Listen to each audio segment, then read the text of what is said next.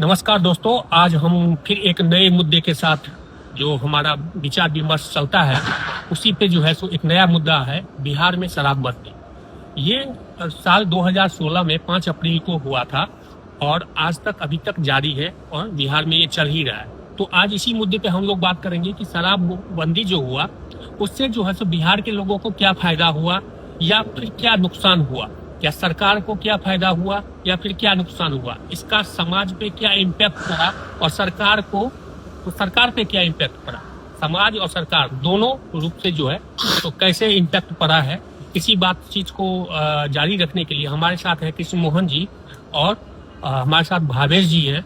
तो मैं सबसे पहले कृष्ण मोहन जी से जानना चाहूंगा कि जो ये सरकार का जो ये कदम 5 अप्रैल 2016 को उठाया गया था, इसमें सबसे पहले हमें ये बताइए कि समाज पे इसका इम्पैक्ट क्या पड़ा। देखिए प्रीतम जी, भावेश जी, आप लोगों ने सही मुद्दा उठाया शराबबंदी के लिए, लेकिन शराबबंदी पूर्णतः बिहार में नहीं हुआ है। तो आप भी जानते हैं, हम भी जानते हैं, गवर्नमेंट भी जानता है ये चीज़ें कि बिहार में शराबबंदी अभी भी नहीं है।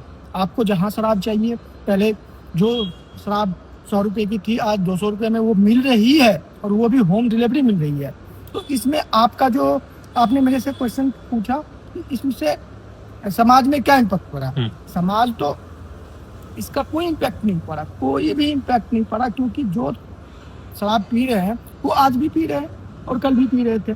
वही शराब वो 100 रुपये की जो पी रहे थे वो 200 रुपये की पी रहे हैं। तो इससे ये जो गवर्नमेंट ने शराबबंदी लाया वो मेरे हिसाब से फ्लॉप करिए। देखिए, सबका अपना अपना राय है, सब और लोकतंत्र में हम लोग हैं तो सबका अपना राय मत है, लेकिन मेरे हिसाब से ये फ्लॉप हो गया। अच्छा, फिर जो है सो यदि ये फ्लॉप हो गया है तो शराब पीने से जो जिस मुद्दे को लेकर नीतीश की सरकार ने शराब को बंद किया था, उसमें सबसे मुख्य मुद्दा था कि शराब पी के लोग घर में झगड़ा करते थे, अपने पत्नी को, अपने बच्चों को, अपने पिता माता को, सबको मतलब मारते पीटते थे। तो क्या इस पर कोई लगाम लगा है या ये वैसे का वैसे ही है? तो लगाम लगा है।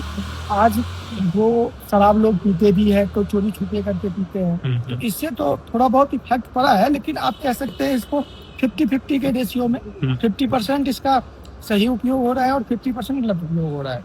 अच्छा, तो इसका मतलब ये हुआ कि मतलब ये पूर्णतया फ्लॉप नहीं है। हाँ। कुछ महीनों में ये अभी तक जारी है और ये तो मैं ये कहना चाहता हूँ कि सरकार का जो राजस्व है जी। सबसे ज्यादा शराब और पेट्रोल और डीजल, इन्हीं तीन चीजों पे राज्य सरकार के देखिए, समझ गया, मैं आपका पॉइंट समझ गया, आप जो कहना चाह रहे हैं मैं आपका पॉइंट समझ गया।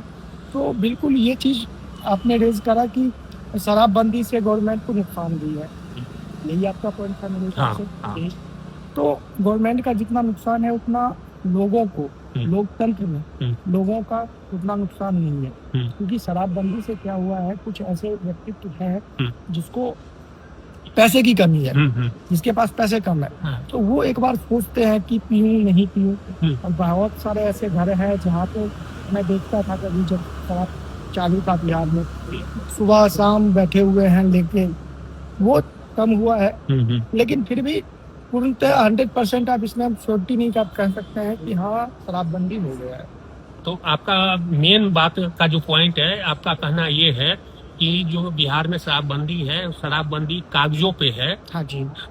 वो जो है सो मतलब धरातल पे उतरी नहीं है पूर्ण रूप से, और वो आज के डेट में जो है सो मतलब यदि ऑर्डर किया जाता है या संपर्क किया जाता है तो कहीं न कहीं से वो अपने गांव में या अपने शहर में उपलब्ध हो जाता है, लोग को होम डिलीवरी में मिल रहा है, ऐसा कहना है हमारे कृष्ण मोहन जी का। इसी मुद्दे पे बातचीत करने के लिए हमारे साथ क्या नाम है इनका, भावेश जी भी है। और भावेश जी, आप बताइए कि शराबबंदी जो हुई थी वो उसका बिहार में अभी तक जो है क्या मतलब इम्पैक्ट रहा है और ये आगे लागू रहना चाहिए या इसको खत्म कर देना चाहिए?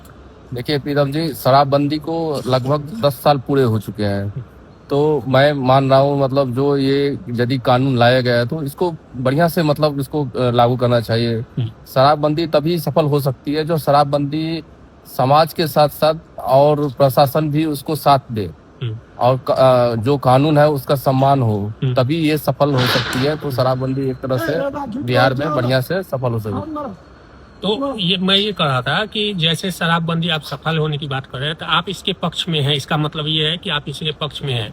जबकि दूसरे राज्यों में अगर देखा जाए तो शराब जो है सो एक राज्य का महत्वपूर्ण स्रोत है इनकम का, जो जिससे कि वो अपना बहुत सारे प्लान बनाते हैं, बहुत सारे क्या कहते हैं जो राजस्व है, रेल का प्रोजेक्ट होता है, सड़क का प्रोजेक्ट होता है, बिजली का प्रोजेक्ट होता है, तो उसमें ये इसका शराब का बहुत ज्यादा इम्पैक्ट होता है कि जो लोग खरीदते हैं उसमें गवर्नमेंट 28 से 42% तक का इसका टैक्स, जीएसटी टैक्स लेती है, जिससे कि मतलब जन कल्याण में काम होता है।